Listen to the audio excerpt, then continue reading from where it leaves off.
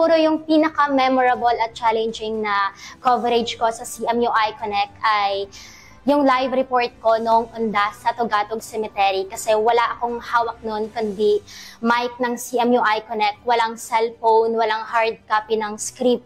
Ang gamit ko lang noon yung utak ko at kung ano yung nakikita ko doon para ipaliwanag kung ano ang meron at nangyayari sa Tugatog Cemetery. Memorable siya sa akin kasi doon ko na-realize na kaya ko palang mag-report or mag-live report kahit walang script na dati isa sa kinakatakutan ko. So, yung pinaka-memorable and challenging coverage po sa iConnect is yung pumunta po kami nung Zambales, which is yun po yung pinaka-first out of town po namin na coverage. And challenging po siya kasi wala po si Ma'am Jen doon. So, parang buong team lang po kami na nandoon po sa Zambales. Ang pinaka-memorable at ang pinaka-challenging na coverage ay yung pinakaunang labas ko, which is the Valentine's Special. Kasi it took a lot of takes. Ang daming takes niya para makomplete namin yung energy ko. So, ako yung tinatawag nilang Mr. Pure Energy daw, sabi daw. Mr. Pure Energy, Gary Valenciano. Na hanggat di ako nakakain ng chocolate, hindi tumataas ang energy ko ng Valentine's Special. At totoo yun. Hanggang ngayon sa segment ng Teddy Set Go, hanggat hindi ako energized, hindi talaga ako masaya. But, memorable siya sa akin because besides from the first coverage ko, doon ko nakita yung sarili ko na kaya ko rin pala mag-feature story. So, yung pinaka-most memorable ko na coverage dito sa CMUI Connect is yung Valentine's Special ko last year, which is yun yung parang pinakaunang-una ko din talagang coverage. Kasi lumabas kami ng mga kaibigan ko, pati yung mga members din namin ng CMUI Connect, para maghanap ng pwede namin i-coverage dito sa Malabon. And naging successful siya kasi naging masaya. Tapos, ang naging challenging dito is yung live ko nung sa Mr. and Miss Ambassador of Goodwill na live coverage ko. Kasi ang daming hindi ina-expect nung time na yun. Pagdating sa script, hindi ko alam kung masusunod ba yun. Pati rin yung sa mga interviewin ko kasi hindi ko rin alam kung kakayanin ko ba.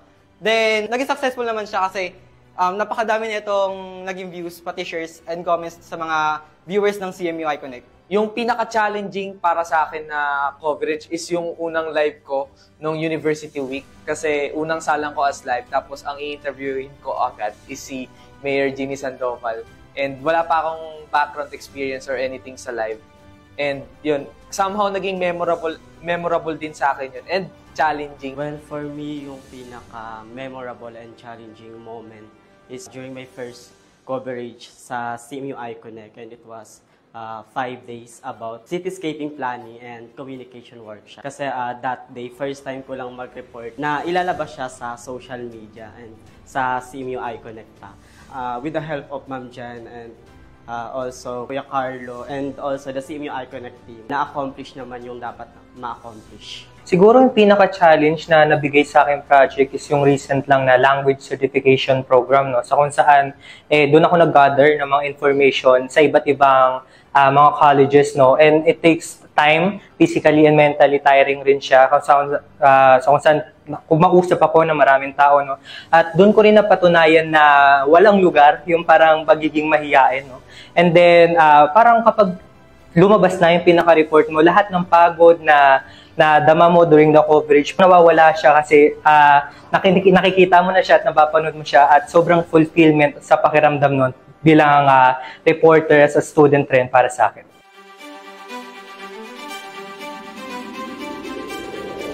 Yung presensya ng teamwork kasi naniniwala ako na importante ang teamwork lalo na sa coverage para maging successful. Dapat present at nagkakaisa ang team, ang PA, ang reporter at ang cameraman.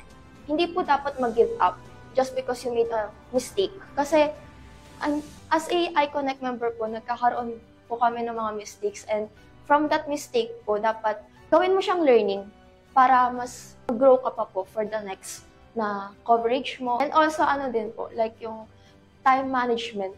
The greatest exploration you can have is knowing yourself. Kasi hindi ko talaga nakikita yung sarili ko before as reporter. I'm more on community service and sort of that. Pero nakita ko sarili ko na masaya ako ginagawa ito. And I'm seeing my inner self na ayun pala yung hinahanap ko bilang isang reporter. Maybe boses talaga ako ng bayan. hindi lang maybe sa pagsundalo or in sort of that na related sa community service, siguro para talaga ako sa force ng bayan. Hindi lang dito, but let's see on the field. Ang ganito sa lesson na natutunan ko dito sa CMU Connect, din sa sarili ko, is yung self-discipline, paggawa ng script, yung knowledge ko dito, yung skills. Enhance din dito yung broadcasting skills ko, pati kung paano nga ba maging isang journalist sa larangan ng media. Sobrang laking tulong ng CMU Connect, lalo na nung natutunan ko kung paano magsulat ng AV script sa pagbabalita. Kasi dati, ang knowledgeable ko lang sa pagsulat na is yung typical na pagsulat ng dyaryo. And ngayon, kumbaga mas lumawak yung knowledge ko, hindi lang sa pag-a-anchor, kumbaga sa script writing din, mas natutunan ko siya.